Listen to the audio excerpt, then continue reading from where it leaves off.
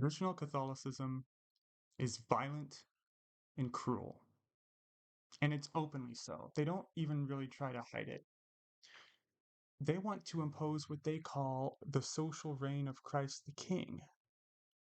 And that means, you know, no separation of church and state, obviously. They don't believe in that. They hate that. They'll say that openly too. The imposition of their theology by force, um, and that's demonstrated in the history of the church and their praise and how they talk with glee about the actions of the church in the past, you know, torturing Galileo for denying their authority, burning Bruno at the stake for challenging their authority. You'll often hear them talk about how the church used to handle heretics and used to handle dissenters, and they bemoan an attitude in the church today of softness that they call, and they deride this what they claim as like a feminized, watered down, wishy-washy approach, and their approach they believe should be militant, and you should aggressively defend the faith, and you should fight, and you should do battle, and and you should die for the faith, and that's all very romantic and grand, and it feeds into their the baseline idea that runs throughout that's so toxic and damaging that the more pain you endure in this life, the more suffering you endure in this life, if you offer it up, if you give it to God as penance, the happier you'll be in heaven. There's a little truth to that in the sense that in this world, we have to suffer a lot to get things we want. We have to work hard to earn money. If we like someone, we got to impress them. We have to be treat them well. We have to be available for them and demonstrate our love for them in that way. And very often, the people we love, we have to make sacrifices for, and we have to fight for. And I would think that we would, if we truly love someone deeply, then we would be willing to die for them and suffer for them. But it doesn't work that doesn't transfer to um, the divine sense, I would say, because the balance is skewed. Because God is all powerful, He has all power at His fingertips. Um, and what I mean by that is, you know, He could. The idea of original sin is like we screwed up in the Garden of Eden, and therefore, because things were perfect before, everything bad that happens on earth is not his fault, it's our fault because we screwed up. There wouldn't be disease, there wouldn't be violence, there wouldn't be death, plague, famine, any of that stuff if Adam and Eve hadn't sinned. But, you know, I'll get into this concept later of why I think original sin is incoherent, but basically, it's like we didn't do that. We were just born. We inherited the guilt or the the worthiness of being punished somehow of Adam and Eve's sin, but we we were just born. How is that just in any other context? Or if your great grandfather was a serial killer, should you be put in jail for his crimes? So that's why the whole idea isn't coherent, and so the only way to justify really the idea that runs throughout traditional Catholicism is that you have to suffer as much as possible because it's what God wants of you, because you have to prove to Him how much you love Him. Is there anyone you can think of that you love, be it a significant other, a child, a parent? Are you constantly thinking up all the different ways you can test their love? Are you thinking like maybe I could make them walk on glass? Maybe I could make them hold their breath underwater for as long as they can stand. Maybe I can make them hit their hands with a hammer, whatever. Thinking up all kinds of ways for them to, because you just need to know that they love you that much that they would do that. That's horrific. That's sick. If it, you would think that if it was any human individual, yet that's how God is presented to us. He's literally bloodthirsty because this is all based on sacrifice. You know, sacrifice is a very ancient idea in terms of a cosmic sense that God demands sacrifice of us. A- because and it's re- repel- atonement somehow. We're giving us in the cases of the Aztecs, it was a human sacrifice.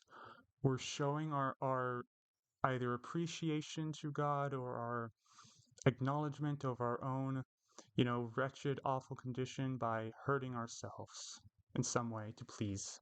That's what sacrifice is.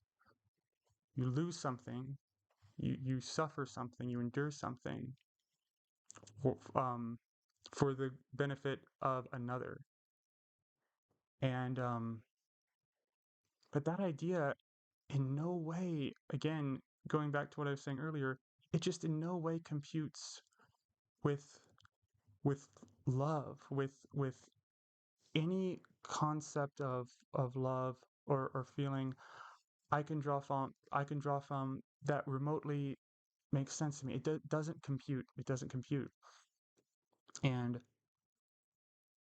you know, going back to what I said about this violent, because that idea is in there, that it's all us. Like we're just so and humans suck. Yes, we screw each other over. We're we're we're all flawed. We're all bad. But the idea that you know it, how are we supposed to in any way feel the goodness of a a bright sunny day or feel the warmth of a hug or feel the joy in you know seeing a kid at his birthday party blowing out the candles, everyone around him singing him or her happy birthday, letting this person know how much they're loved and appreciated. The feelings of or the our nature of expressing love, expressing appreciation by um making the person, the object of our love, uplifting them, right? Trying to make them feel better, trying to make them feel good. In any case where we have to in life, where we have to take our child to the doctor, or take him to the dentist, or take our pet to the vet, we do have to. I say me, I've never had a child, but people who you have to put your kids through tough things that they might not like in the moment in order to um you know get better. That's an analogy traditional Catholics go back to all the time as a way to justify it. It's like, God's our parent.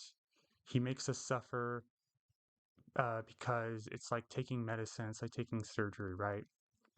But that child who's going to the doctor or going to the dentist will eventually grow up and understand why it's important to why this pain is why this discomfort is necessary in the moment to get something, and they'll go willingly themselves later on down the line.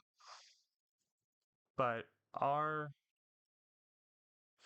our you know release from this valley of tears, our reward, the good that will come from our suffering in this state will only come after we're dead. And we have to trust again. We have to trust the words of men. You may feel God has spoken to you personally, but all the rest of us have are words that men have written down that they claim to have been inspired by God. And part of religious faith is that you accept that God spoke to, God chose these men for whatever reason. Instead of saying this directly to me, he's saying it through these guys who are just as human as I am, just as capable of making the same mistakes. That's the cruel aspect of it. The you know the denial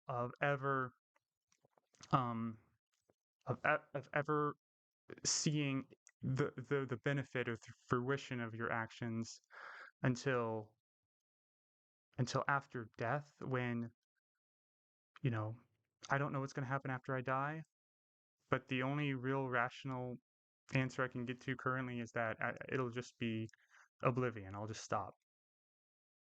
And I'm honestly, at the end of the day, kind of fine with that. I mean, it's still kind of scary, but that was my experience up until the day of my birth. And so I just think of it as going back to what I experienced before I was born. But, for many people, they just can't accept that. But the fact that they can't accept it, they have to impose again their unwillingness to accept that that may happen, that there must be some place you go to, whether you're either rewarded or punished. It's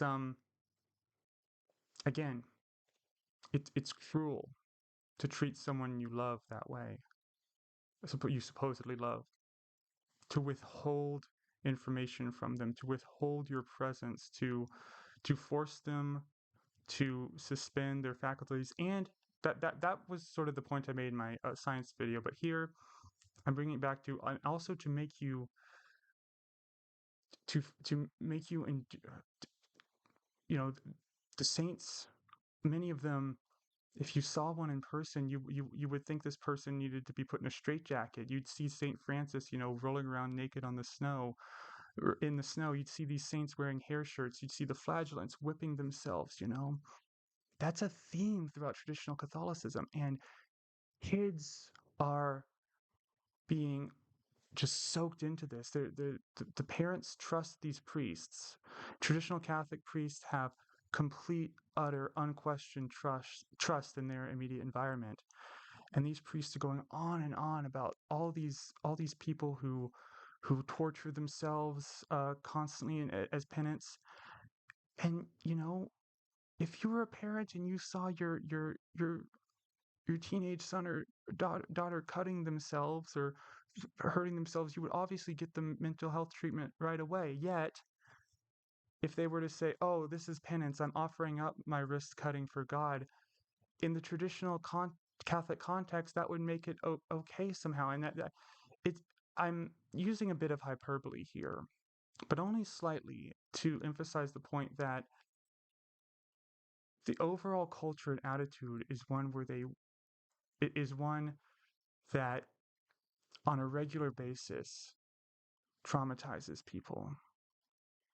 And I'm still trying to unravel the trauma because many a time the thought in my head was, well, if I'm so bad, if I'm so evil, and I have to endure all this pain throughout my life, and I'm probably going to go to hell anyway, because again, they make it sound so impossible to go to heaven.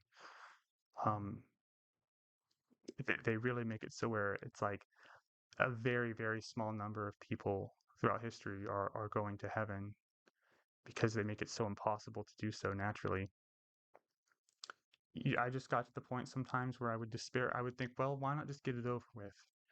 If I'm this bad, then what's the point of studying? What's the point of enjoying uh, this ice cream I'm eating, or enjoying the sunny day, or feeling happy? What's the point of it if I'm this bad and I need to suffer this much? So culture is deeply harmful, because you just simply can't square the circle of of feeling being loved by this creator, when the character of the creator is so cruel and bloodthirsty and vengeful. It's just incoherent.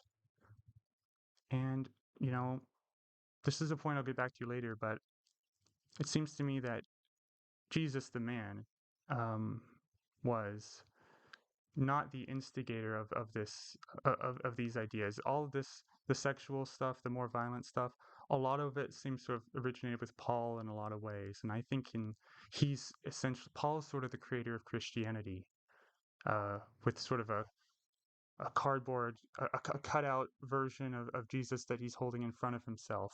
Um, but again, that's a point that requires much more in-depth analysis. But yeah, trad cath culture is violent and cruel and traumatizing, and you should stay away from it.